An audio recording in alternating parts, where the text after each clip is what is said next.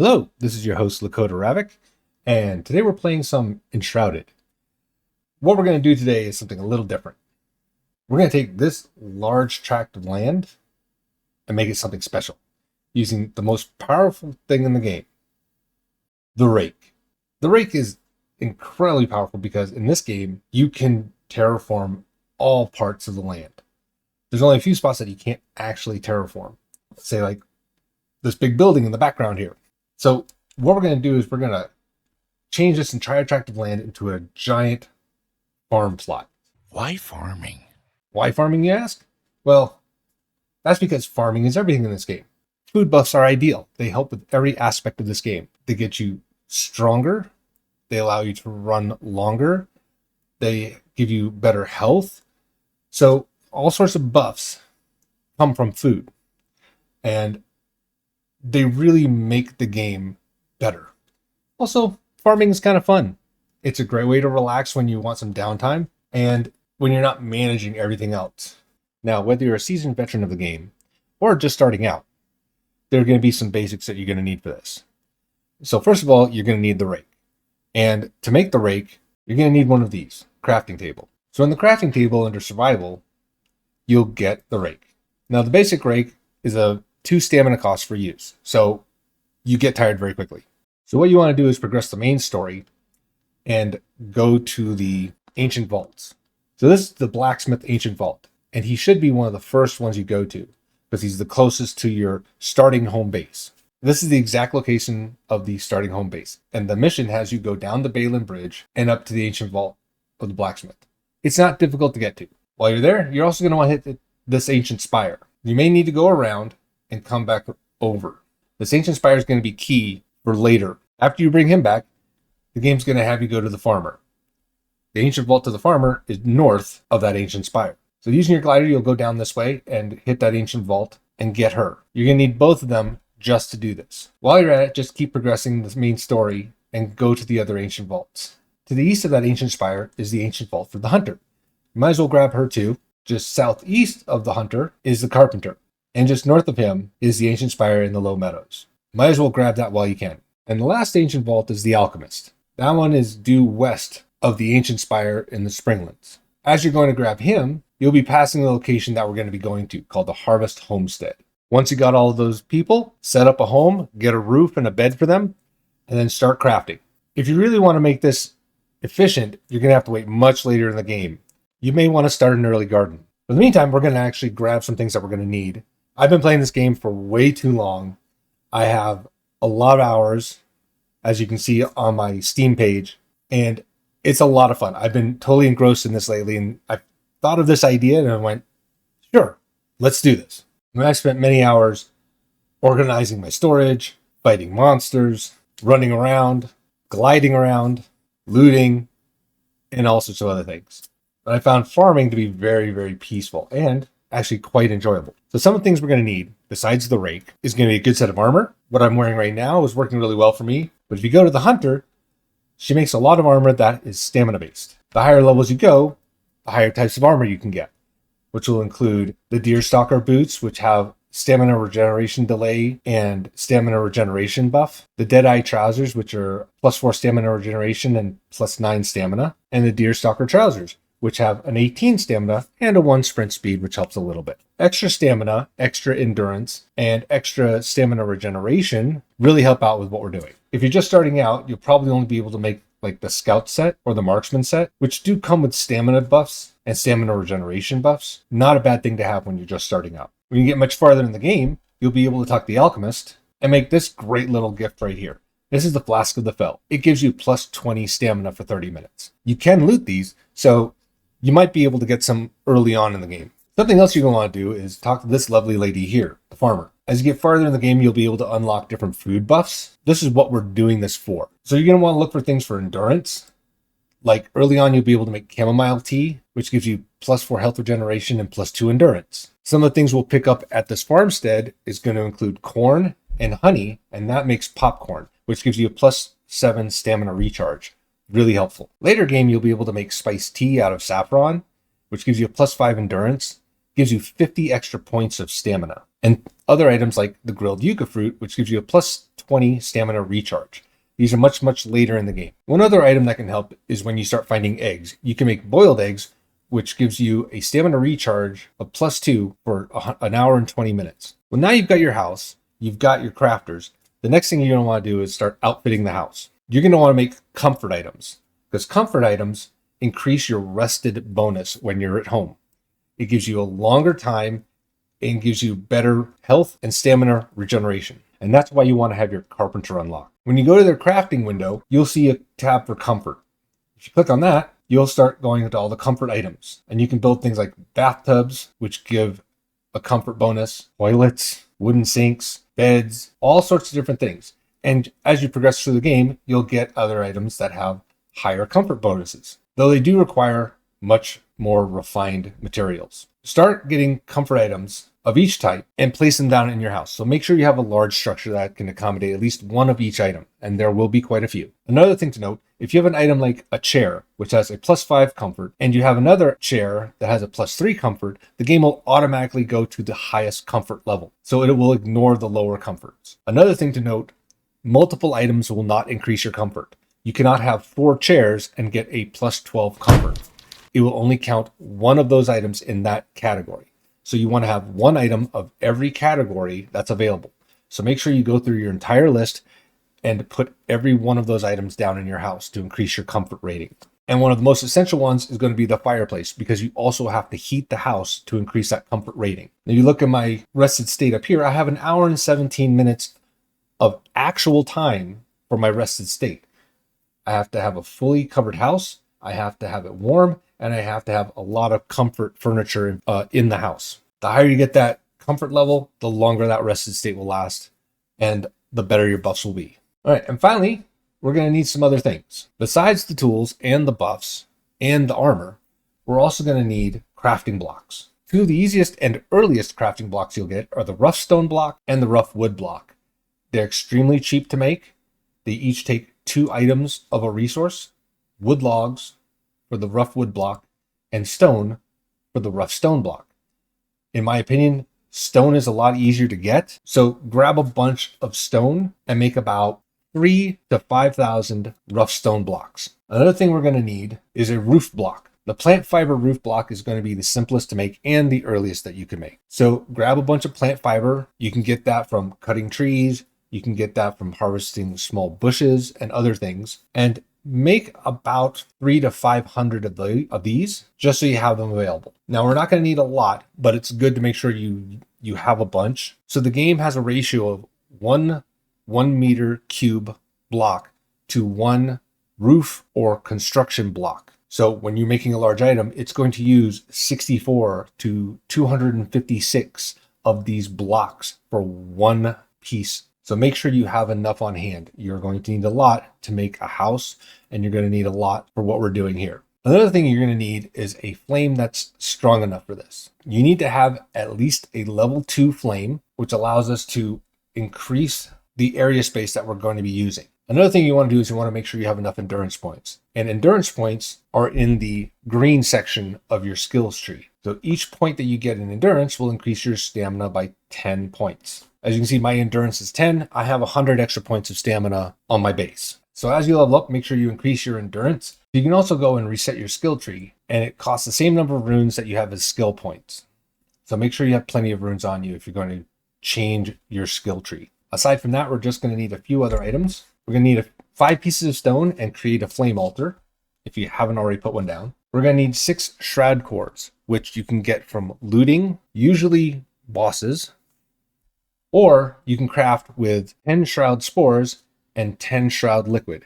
Shroud liquid is harvested off of the gigantic mushrooms in the shroud, so make sure you have an axe with you. We're also going to need a construction hammer, which you should already have from building your house. And then we're also going to need some farm soil, which we'll get at the location. If you're higher level and you've unlocked the laboratory for the alchemist, you can also make nitrate. Nitrate is sand, salt, wood acid, and alchemical base, which you can make at the alchemy station. Alchemical base is shroud liquid, mycelium, water, and shroud spores. It is a costly mixture, so don't make nitrate willy-nilly. Make sure that you can have enough of it to just make a small amount of fertilized farm soil. Fertilized farm soil can be made at the farmer using a mixture of sand, fossilized bone dust from gigantic bones,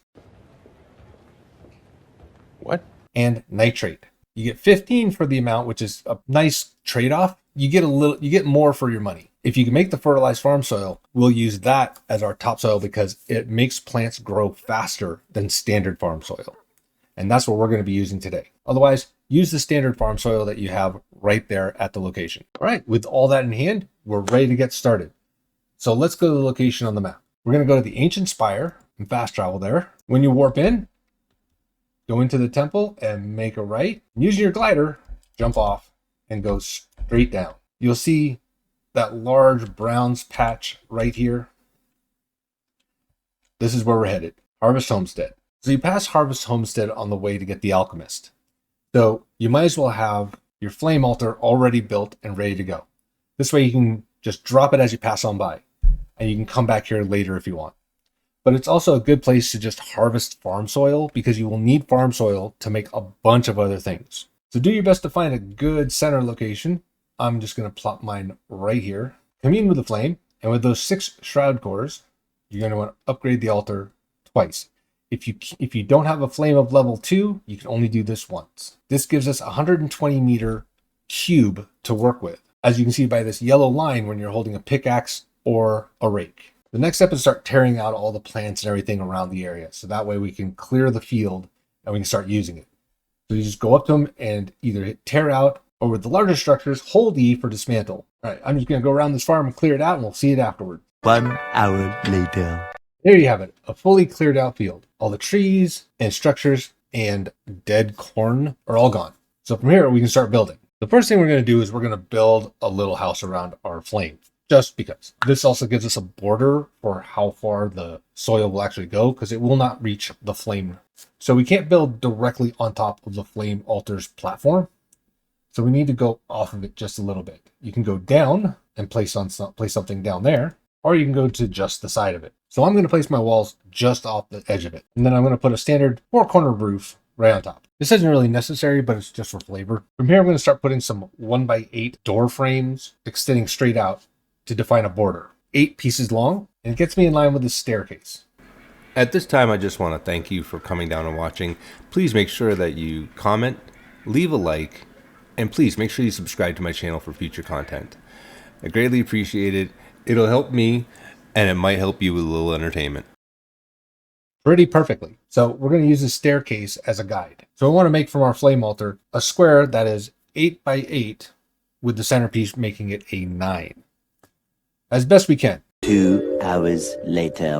And there we have it. So what I said earlier was a little inaccurate. Technically, what I meant to say is that it's going to be a 17 by 17 square. I said 8 by 8 earlier with the centerpiece being 9 from our house. And that was inaccurate. 8 on either side of the house, with the house being the 9th. So 8 plus 8 is 16, plus the extra 1, which is 17. A 17 by 17 square. Now, I did run into a couple of problems. One, it was a little off, so I had to do some readjustments. So you can see here, the terrain's a little lower. I had to also push it slightly back of the stairs, so it's got a little bit of a protrusion on the stairs, which is fine. It's just because of where my flame altar is placed. So if my flame altar was moved back from here 1 meter, I wouldn't have run into this issue. Not a big deal. We'll live with it. You place your border however you want to. Another issue I found when I was leveling out the terrain is this mud. This mud is not an adjustable terrain, but there is a way to get rid of it. You can use either walls and heighten your terrain, or you can put down blocks and just completely remove it. The blocks will delete the terrain and you'll be able to flatten out the area. So we're going to do that. And just like that, the terrain has been leveled. So if you ever run into that problem, just bring out your hammer, throw some blocks down, get it to the level where you want it at. The last problem I had was that my flame altar wasn't in the center of the field where I wanted it. Not a big deal, just going to make do. So now we're going to level out the terrain. And so long as the terrain that you're leveling is below the terrain that you started on, it will automatically change that terrain to what you started on. So I'm on farming soil right now. and have a little hole in front of me that is made of rock. As you can see, even though the hole's a little deep, That's what she said. it's instantly making that terrain surrounding it into farm soil without using any terrain blocks whatsoever. So you want to make sure that your area is lower than your starting point. And this is how we're going to fill all this space up all the way to that corner that's higher than where we're starting. We're going to make a nice, large, level terrain. Now I've already prepped my area with some fertilized farm soil. You can see it's a little darker than the standard farm soil. This increases the speed at which things grow. So we're going to fill this entire square with this farm soil just by using this leveling tool. So we'll see you in a little while.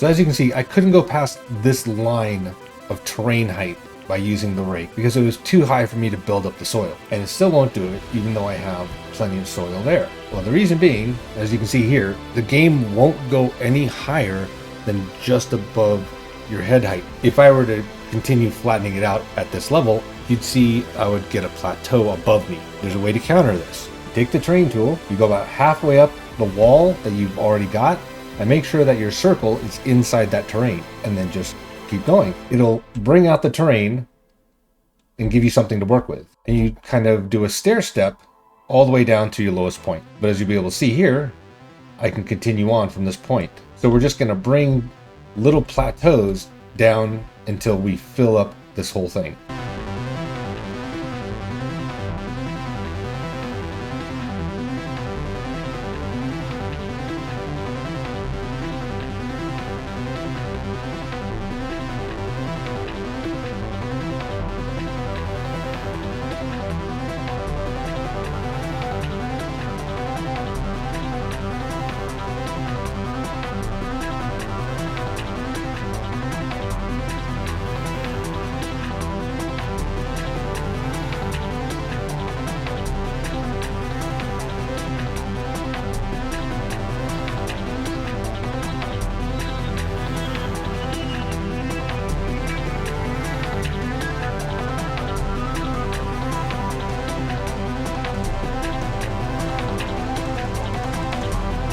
And at night, fast travel back to your main home, rest, get that rested buff again, and start over in the morning, because it's a pain to do this at night.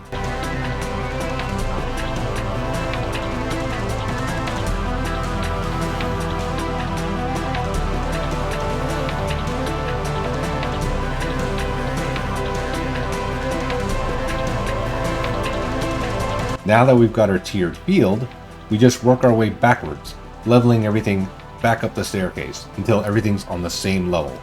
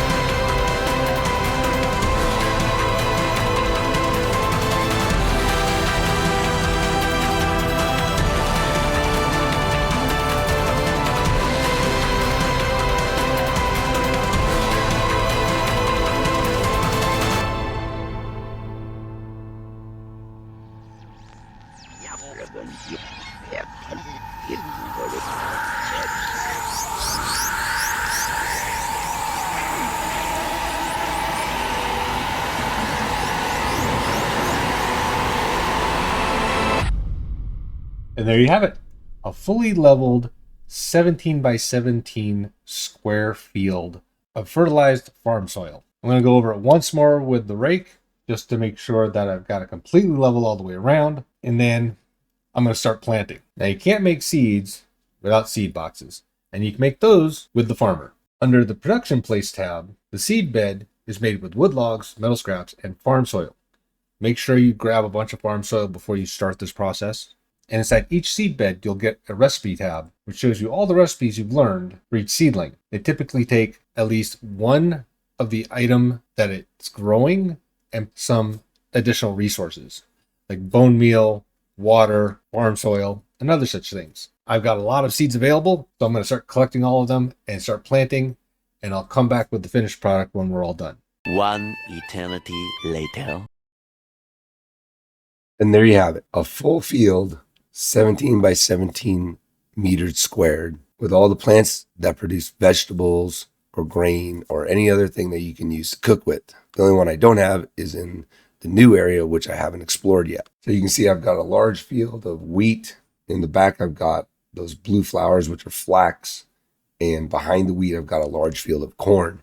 Those are probably the most common items you use. The trees are yucca trees, and they produce a yucca fruit as well as wood for you to use. All in all, I sowed over 2,000 seeds in this garden, and I still have a little bit of room. I also had a little bit of time in between to do a little decorating as well to spruce it up a little. So I put a table down, some end tables, some lamps, some dishes, some chairs, and just made a nice little relaxing area that I could rest at. I also covered a section of the field with flower soil, which instantly sprouts small wildflowers that aren't usable, but just a nice little decoration. And for the nice little touch, I added a well here for some water and some garden gnomes, because what garden is complete without garden gnomes? And to ward off any birds, I got a scarecrow in the middle of the flax field. I figured it was appropriate. I've got a mixture of mushrooms, forest beets, tomatoes, bell peppers, sage and chamomile, as well as a couple other flowering plants. Over here we've got berry bushes, rooibos, sugarcane and aloe, nettle and indigo flowers. Like I said before, a large field of wheat and corn, as well as the flax. And with the sun rising, you can see much better this field in its glory. Now, I went above and beyond with this field, leveling out a very steep hill at the end. There are other places in this game that allow you to make smaller fields on flatter terrain. And we'll just go over a couple of them right now, but you'll be able to search these out as you're exploring. And if you wanted to put down an actual field in an area that's a little easier to manage. One such location is just outside of Ocean's Heart in the Kindle Wastes. This small patch just northwest of Ocean's Heart is great for building a small farm. It's very flat, easy to terraform, and an easy location to get to. Just look for the little mine right here. Another good location is just north of Ocean's Heart on top of these mesas. You'll have to do a little pickaxe work to make a staircase up to the top. But once you get up there, there's a large piece of flat land, very easy to terraform. And it's perfectly flat. For some weird reason, there's some spots up here that are extremely flat and easy to work. So if you wanted another location that was kind of out of the way, this is a perfect location for you. Another such location is this bridge in the middle of the Kindle Wastes, located just east of the ancient obelisk there and just north of the Rose Shell Burrow, which is also another good location because it's an underground farm. So it's something you could utilize as well. You could just repurpose that farm. Now, the thing with this bridge is you're going to have to build it out. So you'll have an overhanging garden, but you just plop one of those altars right here in the middle of the bridge, and you can use your terraforming blocks to level the bridge out and actually create stretches that you can put soil down. Now, not the most ideal because you will have to build it up and you'll need a lot of blocks to do it, but it gives you a great flat surface to work with.